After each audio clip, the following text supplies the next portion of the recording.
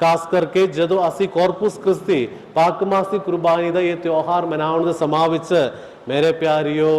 असी इतना समझना की समझिया पाकमासी कुर्बानी विच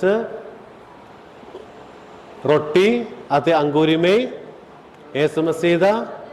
बदन अते लहू विच बदलता है, पर मेरा नंगा नजर दे नाल बाहर तो मैनू कोई चेंज देखने लई नहीं सकता, पर मेरा विश्वास से नजर दे नाल मैन समझेगा अंदरों ओ रोटी दा सत्य यीशु मसीह दा बदन दा सत्य विच अते लहू दा सत्य विच बदल गया। अते पाकमास दी कुर्बानी स्थापित करने दे पहले उस सिक्ख्या देने दे समा विच यीशु मसीह दो चमत्कार करके दिखाउंदा है, मैनू रोटी दा रूप चेंज करन लई सकदा।